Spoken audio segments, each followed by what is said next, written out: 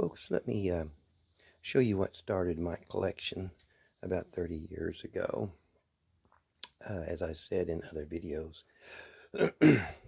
we had bought this 10-acre hill. There's hills all along this valley, and but anyway, we wanted to level it off the top for our place and everything, and we had a dozer start, and I had the idea of having a pond built up there on the very top of the hill. And this was the first, well, the dozer guy stopped his tractor and hollered at me. And I went and got this.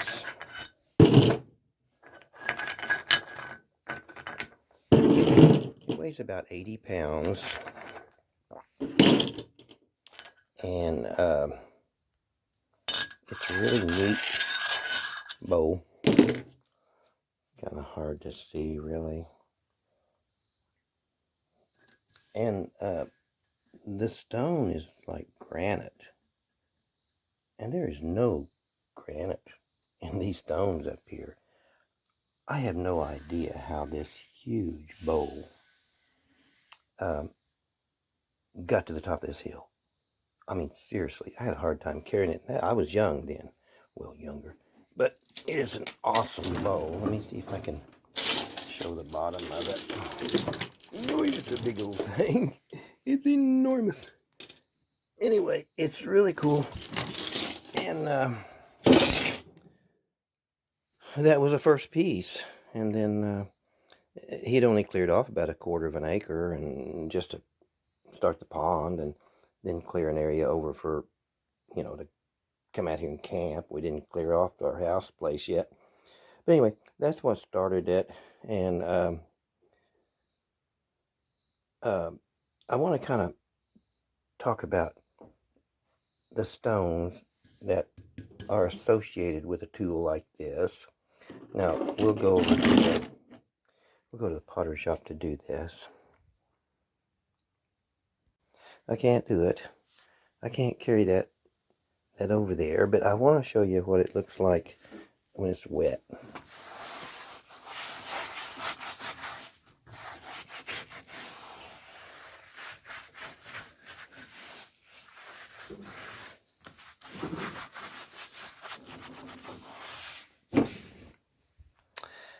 It's pretty. And there are times that anyway, that's I don't know. I looked on eBay and stuff, and it seems like this is a really, really good one. I forgot the name of, they call them stone bowls, but isn't that cool? But I can't carry that over there. We'll just talk about the stones. I mean, those kind of stones. I've made a video about these types of tools. And the ones I had in that video was, I thought that was used for grinding up spices, herbs and spices, or medicines. All of these were used for mixing color. And that's one of the intriguing things about the stones that come off this hill. There must have been lots of artists or lots of coloring going on. Some of these are handheld.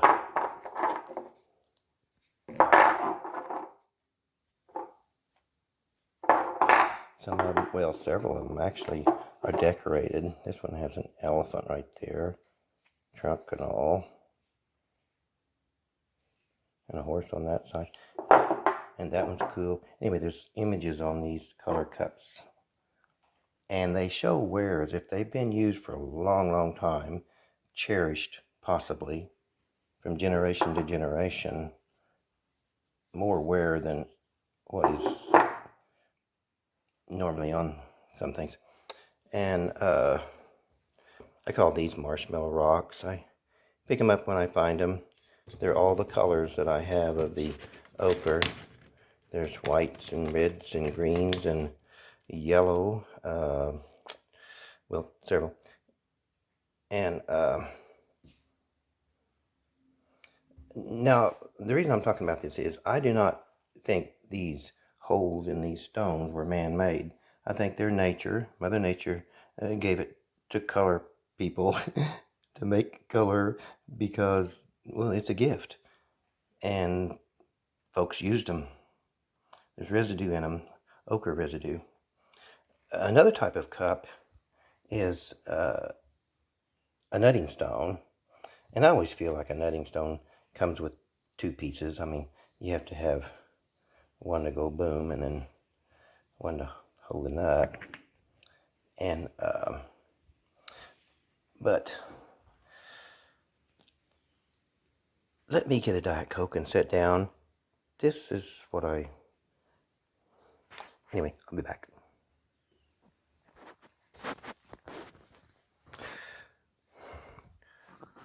Folks, I'm 5'4". I used to be 5'5". When I turned 75, it seems like I shrunk an inch.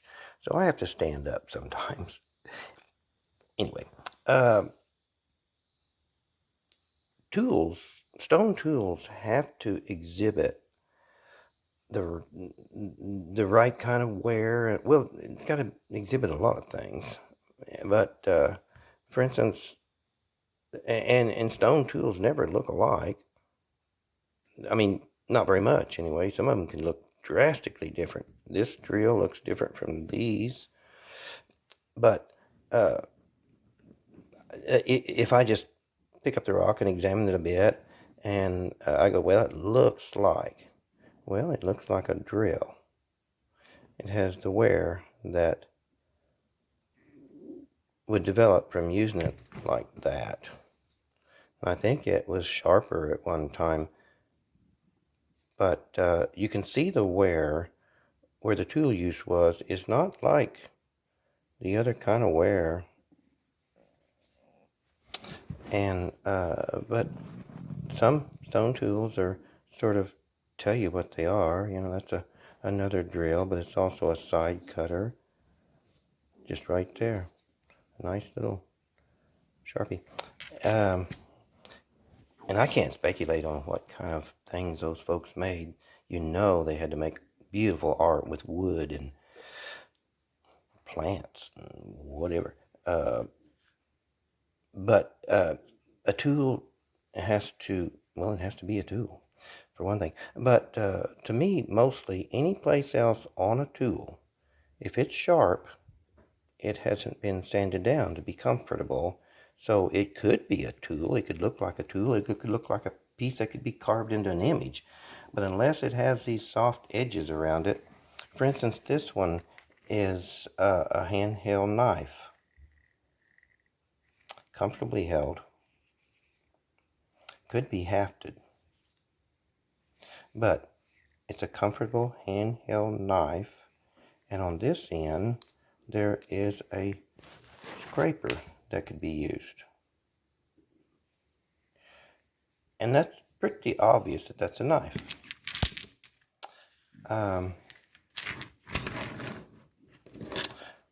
But sometimes it might be a mystery as far as abrasion tools. But I feel that if I examine a tool really, really well, I will see the use and how it's held and everything. And besides color, you can see that this stone has the wear here and here. Mostly right there.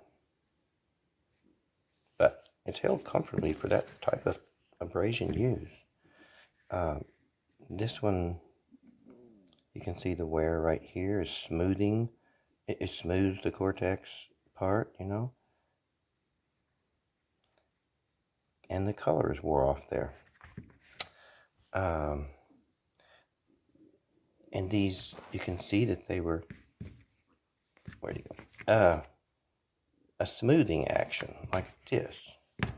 Well, this tool has a sort of a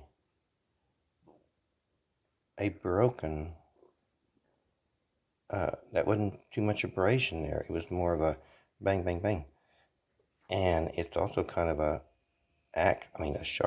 sharper edge on that side, and it could be hafted. So I see that as an axe. And I see folks breaking up kindling for the firewood with this tool. And that type of wear on a stone is easily recognizable compared to one that has a highly polished finish. So this one was a polishing tool. It's held really nice for polishing. No sharp edges. All the edges was smooth before it was designated as a tool, and it was painted. And it's an abrasion tool for polishing. Some abrasion tools, I can see the polishing part, but also I can see that they were used in a rocking manner, or round and round. That's what the wear shows. This one was used just all over it. This one sort of fits that big bowl more than anything else. Now, well, anyway, I'll show you some more here, but and not talk. You can see what they were used for.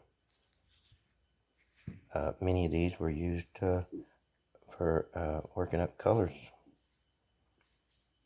This is a smoothing, making up colors, paints. It was making red, but the tool itself was originally painted yellow. And if you watch my very second video, I do a lot of speculation about those two colors. I think most of these tools were used and even made by the ladies, and they paint them yellow.